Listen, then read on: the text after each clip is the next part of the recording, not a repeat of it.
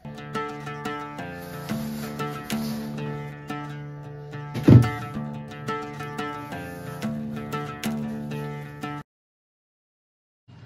everyone, good morning. Welcome to Doromodo Podo. Welcome to our another new daily vlog. আমি এখন regular বেসিসে বড় blog না দিয়ে মিনি ব্লগ দিচ্ছি। তোমরা অবশ্যই জানিও আমার মিনি ব্লগগুলো কেমন লাগছে, আর চেষ্টা করছি সপ্তাহে 2 থেকে 3টে বড় ব্লগ দিতে। এখন হচ্ছে সকাল 6:30। আমার রান্নাবান্না অলরেডি স্টার্ট হয়ে গেছে, আর বাকি তোমরা দেখতে থাকো সারাদিন কি হচ্ছে।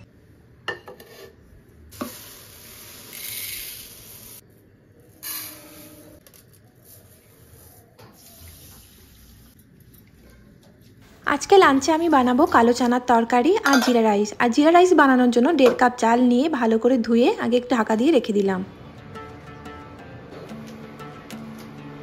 আর আজকে রাইসটা আমি বানাবো আমার রান্নাঘরে নতুন রাইস কুকারে। আর এটা হচ্ছে 11 রিগাল মডেলের ইলেকট্রিক রাইস কুকার। আমার কাছে আগে যে রাইস কুকারটা ছিল ওটার মধ্যে শুধু রাইসই বানানো যেত, কিন্তু এটার মধ্যে অনেক কিছু খাবারই বানানো যাবে। রাইস কুকারের ঢাকনাটা খুলি প্রথমেই দেখা যাচ্ছে স্টিম করার জন্য একটা জায়গা রয়েছে। এই বাটিটার মধ্যে 2টো হ্যান্ডেলও রয়েছে, আর নিচে ফুটো রয়েছে যাতে স্টিম হয় খুব ভালোভাবে। আর এটার মধ্যে সবজি থেকে রাইস সবকিছুই স্টিম করা যাবে। এরপর এর ভিতরে রয়েছে একটা 3 লিটারের সেরামিক ইনার বোল। আর এই বোলের ভিতরেই ইন্ডিকেট করা রয়েছে white rice, brown rice, low cup rice, এসবে কতটা জল লাগবে। আর এটার মধ্যে শুধু রাইস না, রাইস ছাড়াও এর মধ্যে যে কোনো কারি, স্যুপ সবই বানানো যায়। আর এর সাথে একটা বড় হাতা পেয়ে গেছি, আর পেয়ে গেছি একটা খুন্তি, যেটার সাহায্যে রাইস আর স্যুপ অনায়াসেই তোলা যাবে ভিতর থেকে। আর রাইস মেজার করার জন্য এটা হচ্ছে একটা মেজারিং কাপ। এই রাইস কুকারটার মধ্যে আপ টু 600 গ্রাম রাইস বানানো যাবে। আর ওপরে যে হ্যান্ডেলের ওপর সুইচটা রয়েছে ওই সুইচটা দিয়ে এটাকে লকও করা যাবে। আর এটা হচ্ছে এর সাথে পাওয়া ইলেকট্রিক কর্ড, এটাকে আমি কুকারের সাথে অ্যাটাচ করে কুকারটাকে অন করব। এই কুকারটার মধ্যে রাইস বানানোরও অনেক রকম অপশন রয়েছে, যেমন রয়েছে white rice, brown rice, white rice low cup, brown rice low cup, short grain, এমনকি স্লো কুক। একদম নিচে মাঝখানে রয়েছে পাওয়ার অন অফ বাটন। এছাড়াও টাইম নিজের ইচ্ছা মতো বাড়ানো কমানো যায়, টাইম প্রিসেটও করা যায়। আর এটাকে ইউজ করার জন্য আমি খুব এক্সাইটেড। তো চলো আমার জিরা রাইসটা বানিয়ে দেখা যাক।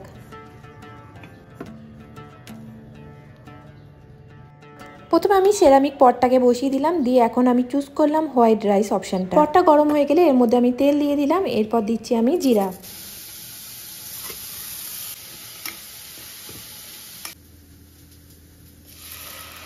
চালটাকে ভালো করে ভাজা করে নুন আর জল দিয়ে দিয়েছি, ভালো করে নাড়াচাড়া করে দিলাম। এরপর দিয়ে দিচ্ছি আমি এর মধ্যে ধনেপাতা কুচি। এরপর আমি স্টিম করার বোলটাকে বসিয়ে দিলাম, আর এর মধ্যে আমি দিয়ে দেবো আধখানা ফুলকপি, যেটাকে আমি টুকরো করে কেটে নিয়েছি। তো একসাথে আমার 2টো কাজ হবে, একদিকে স্টিমও হবে ওপরে, নিচে রাইসও হবে। আর এদিকে চানা মশলার জন্য আমার মশলাটাও কষা হয়ে গেছে, সব দিয়ে দিলাম। এখন ভালো করে মিক্স করে নেব।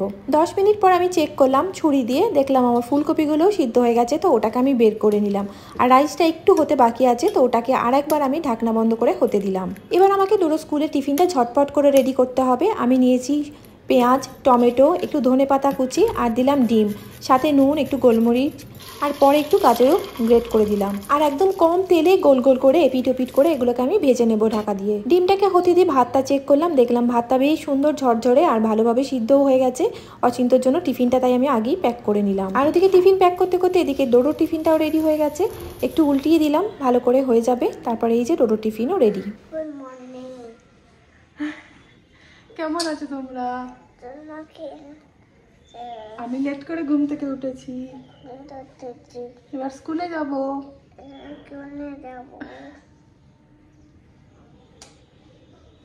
আজ সকালে ডোডোর আবদার ছিল বাবা না, আজকে বাবা মা দুজনকেই স্কুলে ছাড়তে যেতে হবে, তাই আমিও চলে গেছিলাম। আর এসে চা বানিয়ে নিলাম, এখন আমরা দুজনে বসে চা খাবো।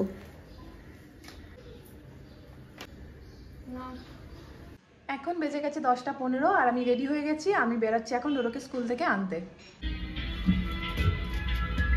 কে আছে বাড়িতে? আছে।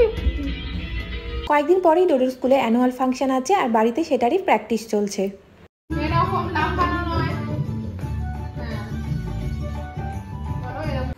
এখন প্রায় 1টা বেজে গেছে। ডোডোর জন্য এই যে লাঞ্চটা নেব, আবার একটু বসিয়ে দিয়েছিলাম, এর মধ্যে গরম হয়ে গেছে, তো আলাদা জায়গায় আর গরম করার ঝামেলা নেই। ডোডোকে এখন দিয়ে খেতে দেবো। রেডি আজকে ডোডোর লাঞ্চ। এই গাড়ির চাকাগুলো খুলে মুখে পড়েছিল, জিভ পুরো লাল কালো হয়ে গেছে। আর ওখানে আয়নায় গিয়ে দেখছি, দেখি জিভটা দেখাও ডোডো, জিভটা দেখাও ডোডো, জিভটা বের করে দেখাও।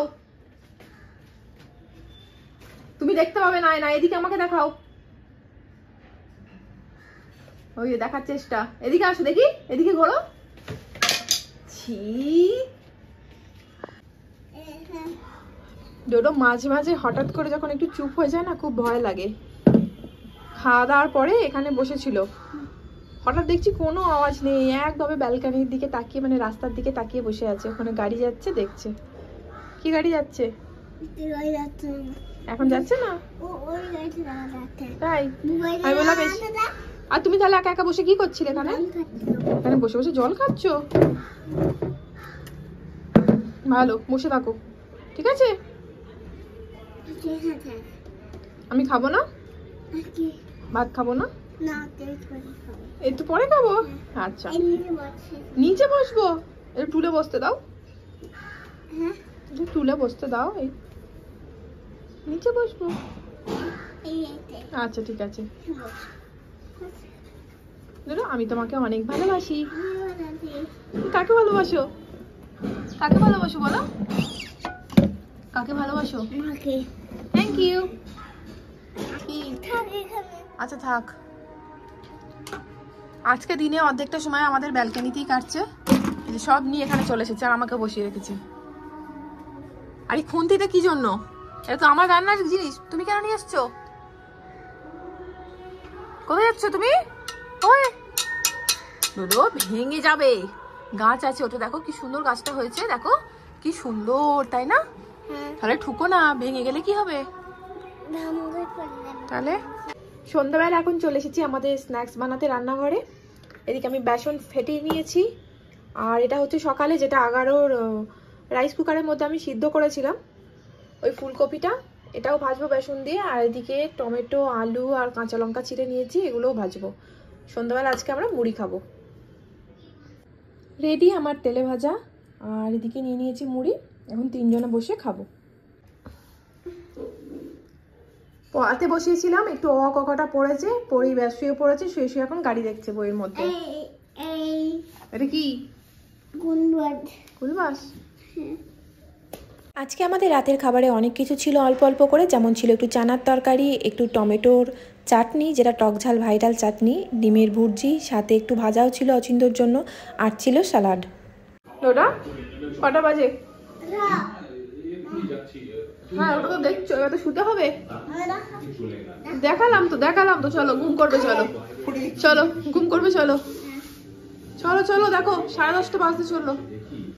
আজকের ব্লগটা এখানেই শেষ করছি। কেমন লাগলো অবশ্যই জানিও। যদি ভালো লেগে থাকে একটা লাইক আর সাবস্ক্রাইব করতে ভুলো না।